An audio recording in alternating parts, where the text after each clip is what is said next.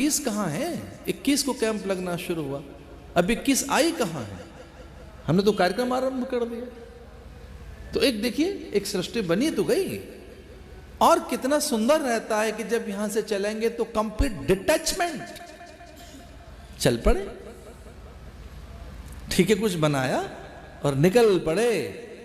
एक बात तो याद है कि यहां बसना नहीं है, वो एक सेंस ऑल द टाइम रहती है अपने को, वो एक ज्ञान वो हर पल है, हर पल।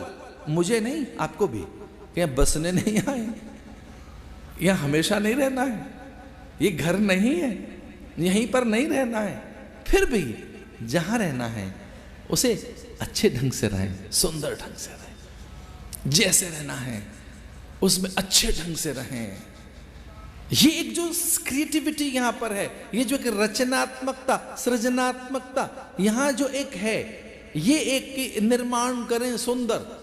इसमें देखिए बहुत बड़ी अप्रोच है लाइफ की कि यहां बनाना है कुछ, पूरा करने के बाद निकल जाना है, पूरा करने के बाद यहां से सेफ एग्जिट, बस निकल गए। आओ मैं एक बहुत अच्छी बात बताऊं आपको, देवताओं के पास देह नहीं है, आपके पास देह है, ये बड़ा साधन है। तो मैं कल बता रहा था कि साधन क्या क्या है, तो देह एक बड़ा साधन है, मनुष्य देह होना बड़ा साधन है। दुर्लभो मानुषो देहो, ये मनुष्य जन्म पाहे न जई परलोक समारा, ये बड़ा है। सारे केमिकल्स किस तरह से जोड़े हैं, छित जल पाव गगन समीरा, किस तरह से देखी चीजें जोड़ी गई हैं, किसमें किस प्रकार से वायु है, और फिर इसमें एक धीरे से प्रकृति बनती है वात पित्त कफ की, फिर उसमें से उसी से फिर एक प्रकृति गुणों की बनती है, उसे समझा जाए, गुणों से गुणों को घटाया जाए। एक महापुरुष कह रहे थे कि रजोगुण का प्रभाव पैदा करो, तमोगुण कम हो जाएगा, रजोगुण का प्रभाव पैदा करो। ये सब रजोगुण ही तो है, ऐसे सजाओ, ऐसा करो, ऐसा कोना हो, ये सब रजोगुण है। इसे तमोगुण को जीता जा सकता है। तमोगुण माने आलस से कुछ नहीं करना है, पड़े रहो, एक कुटिया तो मिल गई तो बस वो यहाँ के लोग उसे सजाएं, धूल वो उठाएं, तिनके बिखरे वो बीने, हमारा काम नहीं, अपने को तो अलॉटमेंट हो गई है कुटिया, वो करें। तमोगुण जीतने के लिए, तमोगुण को जीतने के लिए रजोगुण, पूजा का थाल रजोगुण ही तो है। पान सुपारी, धूप, लौंग, इलायची, वस्त्र, मोदक, पत्र, पुष्प, फल, फूल, द्रव्य, दक्षिणा, क्या है ये सब थाली में? क्योंकि सत्व की प्राप्ति होगी, उसमें से सत्व को निकालना है, सत्व गुण को उसमें से निकालना है। वो बहुत बारीक है, बड़ा महीन है। संयोग से मैंने सोने के खाने खदाने देखी हैं। एक बार मुझे वो लोग ले गए कि स्वामी जी आपको देखें, दिखाएं सोना कैसे निकलता है, कैसे बनता है। अरे मेरा भैया हमको जरूर दिखाओ सोना कैसे बनता है। धूल, मिट्टी में से, धूल में से जो चलनी लगी हुई है, आटा छानने वाली जो चलनी है, लाइक दिस, ऐसे छलनी, वो बड़े बड़े हैं छलनियाँ, धूल में से उसे निकाल रहे हैं, मोटी मोटी, वो फिर उसी में से चांदी निकल रही है, उसमें से और चीजें निकल रही हैं, सारी धातुएं, फिर सोना भी निकल रहा है उसमें से। उसे देखा ही हम निकलते हुए। अरे अपने भीतर में से निकालो अपने सत्व को जो बहुत महीन है। सत्व, जो सत्व है, जो आपके भीतर में जो वो चेतना है, बहुत बारीक है। वो कब निकलेगी? रजोगुण को जगाओ, तमोगुण को जीतने के लिए। रजगुण करते कुछ करो, अच्छा करो, कुछ कुछ अच्छा करते रहिए, और स्वाध्याय में प्रमाद न हो, ये अच्छा है तो स्वाध्याय करिए, रिपीटेटिव रिपीटेटिव रिपीटेटिव करते रहो, करते रहो, करते रहो। हमने बहुत शुरू में अपने महाराज से पूछा कि ये गुरु मंत्र की आइडियोलॉजी क्या है, इसके पीछे की फिलॉसफी क्या है। तो महाराज जी उसमें बड़े विनोद में थे। उन्होंने कहा इसका मतलब है करते रहो, लगे रहो, रिपीटेटिव रिपीटेटिव, एक ही चीज है उसी को करते रहो, उसी को करते रहो, खोदते रहो उसे, लगे रहो, बस लगे रहो, लगे रहो। अब रजोगुण से जीतो तमोगुण को। हमें कुछ नहीं करना है, हमें कुछ नहीं होना है, बस ऐसे ही रहना है हमको, तो ठीक है, सब हो रहा है, होइए भाई जो राम रच राखा, को करी तरक बड़ा भाई साखा। दो चार अच्छी चौपाइयाँ याद करके आदमी बड़े अपने आलस्य को, बहानों को मोटा करता रहता है। उसे लगता है जो मेरे एक्सक्यूज हैं उनको और मोटा कैसे बनाऊं, मतलब बचने के रास्ते हो या भाई जो राम रचे राखा राम जी करेंगे, सब राम जी कर ही तो रहे हैं, अब तुम्हारा जो भाग्य में वही होगा।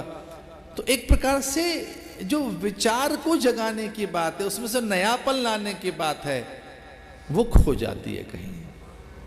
रजोगुण जगाइए तमोगुण को जीतने के लिए, और ध्यान रखना इसी रजोगुण में से एक विरक्ति आपको हो जाएगी, इस रजोगुण में से आपको विरक्ति होगी, इतनी बड़ी विरक्ति कि उसके सामने महल थे, पूरी धरा का वो शासक था, पूरी धरती का वो स्वामी, प्रथम जिन, प्रथम तीर्थंकर, आदिनाथ ऋषभ देव, पूरी धरती का स्वामी, उस वैभव में से विरक्ति हुई। ध्यान रहे, विरक्ति वैभव में से आती है, कुछ है नहीं और आओ व्रत रख लें, वो व्रत नहीं है। व्रत तो तब है कि जब फल है, फूल है, नारिकेल है, विविध मिष्ठान है, नाना प्रकार के पकवान और व्यंजन हैं, और आप लोगों को परोसते रहें, और भले ही उसकी गंध आपकी नासापुटों को छूती रहे, और आप में एक बड़ा नियंत्रण हो, आज व्रत है मेरा, ये सब मेरे लिए नहीं है। एकादशी के दिन आप जल पिलाते रहे, निर्जला एकादशी के दिन, और आपको प्यास नहीं लगे। वैभव में से विरक्ति निकली ऋषभ देव की। बुद्ध इतना बड़ा साम्राज्य छोड़कर गए, जो निकले हैं वैभव में से निकले हैं, वर्धमान वैभव में से। और विचार भी एक वैभव है, वाक वैभव, वाक वैभव बड़ा वैभव है। मैं निवेदन कर रहा था कि वो निकल पड़े, सत्य तो उसमें से निकला। तो जो विचार है वो एक प्रकार का शत्रु है, वो हमारा हंता है। कौन सा विचार? जिसमें संशय का पुट है, जिसमें आलस्य है, जिसमें उपेक्षा है, जिसमें प्रमाद है, उसी को गीता कहती है संशयात्मा विनश्यति। जो बहुत संशय रख रहे हैं, संदेह रख रहे हैं, ये ठीक नहीं है, वैसा ठीक नहीं है, हम नहीं कर पाएंगे, अपने प्रति जो एक संदेह की भावना है, ये हमारे लिए नहीं है, बस वही नाश कर देता है। कौन नाश कर लेता है? अपना व्यक्ति, वो जो संशयी है। संदेह जिसके पास है, संशय जिसके पास है, बड़ा ज्ञान जिसके पास है, उसका नाश हो जाता है। जिसने अज्ञान को चुनौती दी, जिसने प्रमाद को चुनौती दी, तो वो स्वाध्याय कर पाता है, वो जान पाता है। एक बहुत अच्छी बात मनोवैज्ञानिक ने कही है कि व्यक्ति उतना ही पाता है जितना जानता है, जितनी प्यास है, जितना बड़ा सपना है, जिस तरह की उसकी सोच है, उतना ही मिलता है। व्यक्ति उतना ही पाता है, व्यक्ति को उतना ही मिलता है जितनी बड़ी उसकी प्यास है, जितनी बड़ी उसकी सोच है, जितने बड़े उसके सपने हैं, बस उतना ही। बहुत कुछ आपके आसपास है, बहुत कुछ। कहानी में कोई दम नहीं है जो मैं अभी आपको सुनाऊंगा, पर उसमें बड़ी ऊर्जा है। एक कोई दरिद्र व्यक्ति कहने लगा, दरिद्र का अर्थ है जो चिंतन से दरिद्र हैं, विचार से दरिद्र हैं, जो बड़ी संभावनाओं को देखकर भी और नकार रहे हैं, वो दरिद्र है। क्योंकि मेरा ऐसा विश्वास है कि अवसर रोज हमारे पास आते हैं, उनका कोई अंत नहीं है। गुरु से कहा उसने कि जी आगे अब नहीं बढ़ पा रहा हूं मैं, और बहुत बड़ा बनने के लिए क्या रास्ता है? बहुत पुरानी बातें। तो उन्होंने कहा ये सब, ये जो कुछ दूर दूर तक दिखाई दे रहा है, सब मेरी चीजें हैं, और इनमें तू आगे निकलते जाना, इसमें ही अपनी संभावनाएं ढूंढ ले, व्यापार की, उद्यम की। ये जो कुछ तुझे दिखाई दे रहा है सब तेरा है, इसमें। लेकिन ये ध्यान रखना, टिकना मत, कहीं रुकना मत। चलते रहने का नाम जिंदगी है, रुकने का नाम नहीं है। साधना का भी एक गतिरोध तो देखा हमने, और जिसने साधना का गतिरोध नहीं देखा है और फिर उस गतिरोध को भंग नहीं किया, वो साधक नहीं। जो इस दंभ में आकर कहे कि मेरी साधना कभी नहीं रुकी, कभी नहीं ठहरी, ऐसा न बोलना। साधना में भी शैथिल्यता आती है, साधना भी मंद हो जाती है, साधना भी फिर दिया बाती तक और कर्मकांड तक सिमट कर रह जाती है। साधना भी केवल नियमों का निर्वहन और परंपरा की पूर्ति रह जाती है। साधना भी है और आप कर रहे हैं, बस चल रहा है। हमने जप भी कर लिया, स्तुति बोलनी, दिया लगा दिया, फूल चढ़ा दिए, चित्र पहुँच दिया, आरती कर ली, शीश झुका दिया। आपको ही पता है कि सब ये बहुत अच्छा आपने एक नाटक कर लिया है, हो गया, रोज करना था कर लिया है, बहुत अच्छा यांत्रिक है वो सब, उसमें रुचि नहीं, रस नहीं, उत्साह नहीं, प्रसन्नता नहीं। गुरु ने कहा था करना जरा, चलना जरा, उत्साह के साथ, उल्लास के साथ, देखते रहना। और हाँ, कुछ मिले तो वो मंजिल नहीं है, ये ध्यान रखना, कुछ मिले तो वो मंजिल नहीं है, वही सत्य नहीं है, वो और उससे आगे चलना। बहुत पुरानी कथा है ये। तो जब वो आगे बढ़ा तो लकड़हारा था, वो लकड़ियां बेचता था, तो ये बहुत चला और गुरुदेव ने कहा था उतना चलना कि तू थक जाए, 1 2 4 दिन मत चलना, कुछ लंबा चलना, कुछ और अधिक लंबा चलना। और इसमें मैं ये कहना चाहता हूं कि गोल शुड बी हाई, एक बड़ा गोल बनाओ, छोटा नहीं, बहुत बड़ा गोल बनाना, एक बड़ा लक्ष्य बनाना। आप कहेंगे जी कौन सा बड़ा लक्ष्य और कितना बड़ा? जो अचीव न हो सके उतना, जो छुआ ना जा सके उतना, जो इस जन्म में न छुआ जा सके उतना। इसलिए कोई मुझसे आकर एक कान में पूछे कि क्या क्या ड्रीम्स हैं आपके, तो वो जरा कुछ बड़े हैं, वो छोटे नहीं हैं। वो एक बड़ा गोल, छोटा नहीं, एक बड़ा गोल, और उसे पूरा कर सकता है हनुमान। एक कहता है मैं जा सकता हूं, मैं छलांग लगाकर लंका पहुंच सकता हूं, पर मेरी सारी एनर्जी वहीं लग जाएगी, लौट के नहीं आ पाऊंगा। उतनी एनर्जी नहीं है लौटने की, तो उतनी नहीं है। अभी डायरेक्ट फ्लाइट अमेरिका जाने लगी है। हम पहले जाते थे तो भारत 2 दिन अटक जाते रास्ते में, 2 दिन लग जाते हम लोगों को अमेरिका पहुंचने में। अब तो डायरेक्ट जा रही है, 10 15 18 15 घंटे में पहुंच जाओ अमेरिका। हवाई जहाज उड़ता है 15 घंटे में अमेरिका, पाताल लोक में पहुंच जाते हैं। लेकिन डबल फ्यूल आने जाने का भी आपके पास रहना चाहिए, ईंधन। उन्हीं हवाई जहाज़ों को अलाउ किया जाता है डायरेक्ट फ्लाइट के लिए कि वो जाएं, लेकिन अगर उतरते उतरते लौटना पड़ा तो जहां से उड़े वहां तक वापस आ सकें, उतना ईंधन होना चाहिए। जहां से उड़े हैं वहां लौटने तक का ईंधन होना चाहिए। ले जाओ अपना हवाई जहाज, उड़ा ले जाओ। तो अंगद ने मना कर दिया, मैं जा सकता हूं, लौट कर नहीं आ सकता। हनुमान ने कहा मैं लौट कर भी आ जाऊंगा, बहुत एनर्जी है। मैं पहुंचा, मैं आया। गुरु ने कहा कि चलते रहना, बड़ा चलना पड़ेगा। तो खूब चला वो, बारीकी के साथ, आस पड़ोस को देखते हुए, पहचानते हुए, एक पैनी नजर रखते हुए। और हम तो पैनी नजर कहाँ रख पाए। धनिया, पुदीना, आलू, मिर्च, मसाला, अन्न और वस्त्र, आभूषण, रुपया, पैसा, अपना पराया, इतना ही तो देखा, और आगे झांक कर क्या देखा है। किसी को सुध कहाँ है कि चलो आज रात के 12 बजे तारे देख लें, अब 2 बजे वाले तारे देख लें, पूरी रात को निहार लें।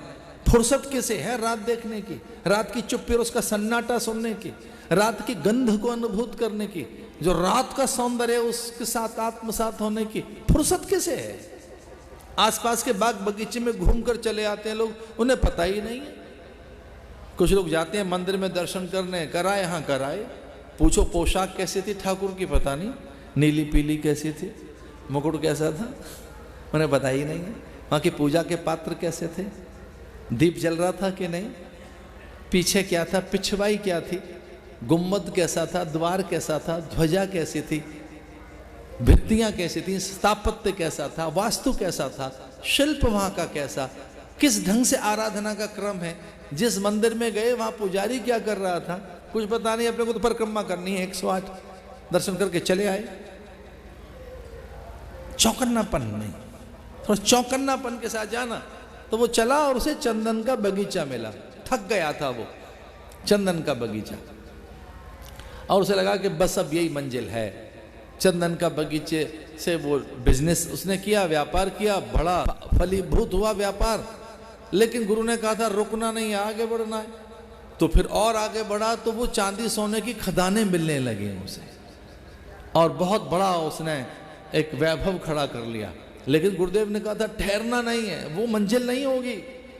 तो फिर आगे बढ़ा तो और महंगे रत्न आदि, और फिर तो एक एम्पायर खड़ा कर लिया उसने। फिर तो एक तरह से एक प्रकार से वो बहुत बड़ा व्यक्ति बन गया था, रत्नों की खान उसके हाथ लग गई थी। लेकिन गुरु ने कहा था ठहरना नहीं है, रुकना नहीं है, सत्य को जानना है, प्रमाद तुझे रोक न ले। इसे बहुत बड़े विकास में बाधक तो हमारी वस्तुएं हैं, बहुत बड़े विकास में बाधक तो सुविधाएं हैं। आज इन सुविधाओं ने हमें आलसी बनाया है। एक छोटी सी बात कहना चाहूंगा, अंतहीन साधनों ने अपरिमित असंतोष पैदा किया है। अंतहीन साधन हैं, साधनों के अंबार हैं, अपरिमित असंतोष भी है। साधनों ने संतोष कहाँ जगाया है? कितना असंतोष है, कितनी अतृप्ति है, कितनी और बड़ी प्यास है। तो वहां से और आगे बढ़ा। अब वो चंदन के बाग से लेकर चांदी सोने की खान खदाने, और वहां से भी आगे रत्नों तक का वो स्वामी बन चुका था। और वहां से भी जब वो आगे बढ़ा तब दूर तक चलता गया, बहुत चला, कहते महीनों वो चला था वो जंगल को पार करके। और तब फिर सामने समंदर था। फिर उसे लगा अब कुछ नहीं है, अब समुद्र है। फिर कुछ था नहीं, समुद्र था सामने, बड़ा एक सागर ठाठे मारता। लेकिन उसे ऐसा लगा कि जंगल पार कर लिया है, सामने समुद्र है, लेकिन फिर भी एक झोंपड़ी सी दिखाई दे रही है। जंगल के पार और समुद्र के आसपास एक कुटीर है। उसको ही लक्ष्य बनाकर वो आगे बढ़ने लगा। और जब बहुत निकट निकट आया तो पता लगा कि कुटीर में तो द्वार भी नहीं है, बिना दरवाजे के कुटिया है। तो उसके और निकट पहुंचा, और जब कुटिया के दरवाजे तक आया, झांक कर देखा तो वहां गुरुजी बैठे हुए थे, वही जिन्होंने मंत्र दिया था आगे बढ़ने का। और उसने कहा गुरुदेव और आगे क्या है, और आगे? तो गुरुदेव ने कहा और आगे, हाथ में थमा दी गीता, विचार है इसके आगे, इसके आगे थॉट है, इसके आगे और कुछ नहीं, विचारधारा है इसके आगे, थॉट है इसके आगे, तुझे ही पढ़ना होगा आगे। इसके आगे विचार है, इसके आगे ज्ञान है, और कुछ नहीं है। हम दरअसल में, मुझे हृदय से क्षमा कीजिए, हम सब लोग हम पूरा प्रयोग नहीं कर रहे हैं, अपना उपयोग नहीं कर रहे हैं अपना पूरा अपने को। ये मैं शब्द के बड़ा सस्ता है, पूरा यूज नहीं किया हमने अपने को। हमने पूरा प्रयोग कहाँ किया अपना? नहीं किया। हम ऐसे ही जा रहा है सब। हमने अपने शक्तियों का प्रयोग कहाँ किया है? और उस विचार शक्ति का भी, जो सबसे बड़ी शक्ति है, मानसिक शक्तियों से बड़ी कोई शक्ति नहीं है, मन की प्रचंड शक्ति है, जो कारण है बंधन और मोक्ष का। मने मनुष्याणाम कारणम बंध मोक्ष हो, जो बड़े मोक्ष का कारण है, जो बड़ी मुक्ति हमारे हाथ ला सकता है, वो विचार। उतनी उड़ान हम नहीं भर पाते, उतनी उड़ान। इसे जीवन प्रबंधन के लिए एक विचार की साधना कीजिए, वैचारिक की आपकी पवित्र हो। और जब अच्छे पुष्ट सुंदर विचार आप ग्रो करेंगे, उन्हें पैदा करेंगे, तो फिर देखना वो फिर से और पैदा होंगे, फिर और पैदा होंगे, और जीवन में एक नई रोशनी आएगी, नई ऊर्जा आएगी। जितनी क्रांतियां इस धरती पर हुई हैं, विचारकों ने की क्रांतियां। मैं फिर से माफी मांगना चाहूंगा, उद्योगपतियों ने नहीं की, ना ना ना। इंडस्ट्रियलिस्ट जो हुए, इंडस्ट्री चलाने वाले लोगों ने क्रांतियां नहीं की, वो तो कुछ और लोगों ने क्रांतियां की हैं। विचारकों ने, विचारकों के द्वारा क्रांति हुई है, और धरती पर एक सुंदर अवसर मिले हैं जीने के, पूरी मानवता को। आज तक दे पाया ऐसा कोई जीवन दर्शन जो कपिल का है, कणाद का है, जैमिनी का है, व्यास का है, पतंजलि का है, गौतम का है? कोई दे सका ऐसा जीवन दर्शन? वो कोई ऐसी आइडियोलॉजी, वो कोई ऐसी विचारधारा दे सके वो लोग? और आज के भी जो दल हैं, जो तथाकथित राजनेताओं के रूप में कहे जाते हैं, उनकी भी आइडियोलॉजी तो है। और जिनके पास में विचारधारा नहीं है, जिनके पास सैद्धांतिक निष्ठा नहीं है, वो ज़्यादा देर तक चल भी नहीं पाते। भीड़ भाड़ इकट्ठी हो सकती है, कुछ पल के लिए हो सकता है कि आप साधन बटोर लें और सिद्धि जिस जैसी दिखे आपके पास, पर भीतर में बहुत खाली रहता है वो आदमी जो किसी विचारधारा से विलग होता है। बहुत लंबे समय तक आप नहीं चल सकते बिना विचारधारा के। एक विचारधारा चाहिए आपको, एक धारा चाहिए विचार की बड़ी, एक बड़ा सिद्धांत चाहिए आपके पास। और जब तक सिद्धांत की निष्ठा नहीं है, विचार का बल आपके पास नहीं है, आप चल नहीं पाएंगे। वो खाली है जिसके पास विचारधारा नहीं है। इसलिए अपने विचार पैदा कीजिए अपने आप से। उसका रास्ता स्वाध्याय है, उसका मार्ग बहुत अच्छा है स्वाध्याय। इसे स्वाध्याय में हड़बड़ी ना हो, उसमें जल्दबाजी ना हो, पन्ने ज़्यादा मत पलटो। जो बहुत पन्ने पलटने की बात है कि पूरा एक बार में कर लें, ऐसा ना करें। एक कुछ सच्ची घटनाएं, कोई गई माता और बूढ़ी माता जी थी, कोई वृद्धा माता, वो कह लें गुरुजी आपसे मंत्र ले लिया, अब मैं आपकी शिष्या बन गई हूँ। आप तो प्राय भ्रमण करते रहते हैं, रोज़ तो गुरु मिलेगा नहीं, क्या करना चाहिए? तो गुरुदेव ने कहा कि गीता थोड़ा समझ लो।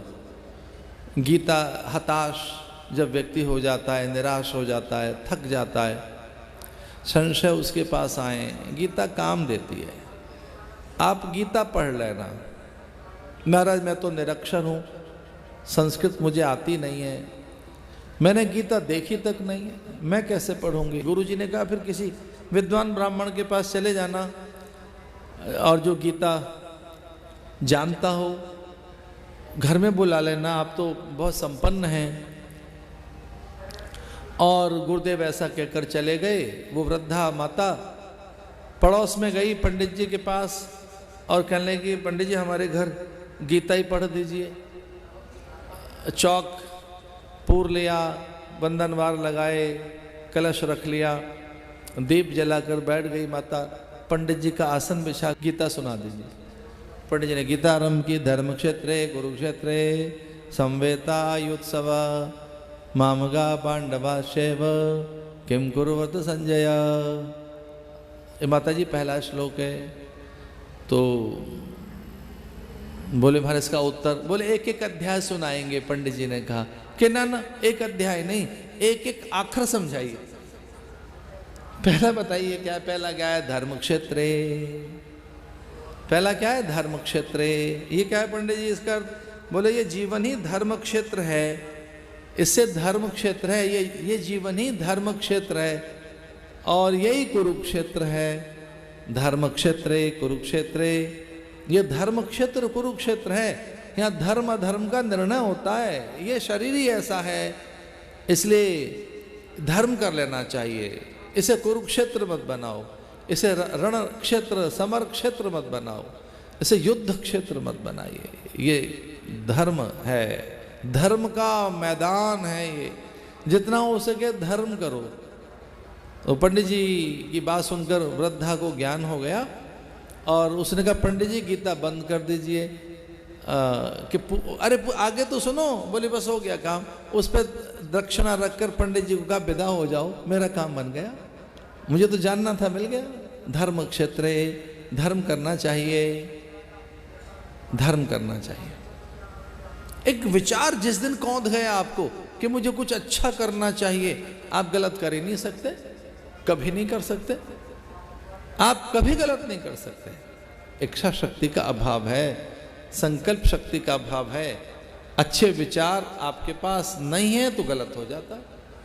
ऐसे वो फिर वृंदावन में गई कोई वृद्धा, वो वहाँ उन्होंने धर्मशाला आदि बनाई। हमारे गुरुदेव की बात सुनाते थे कि वो इस तरह से जीवन उसका बदल गया। वृंदावन आकर रही, कुछ उसने अच्छे कार्य किए। स्वाध्याय रोशनी लाता है, स्वाध्याय प्रकाश पैदा करता है। इसे निरंतर बहाने से पढ़ो और वहाँ से स्वस्थ विचार आएंगे, अच्छे विचार, और वो आपको पुष्ट कर देंगे, सुंदर बना देंगे।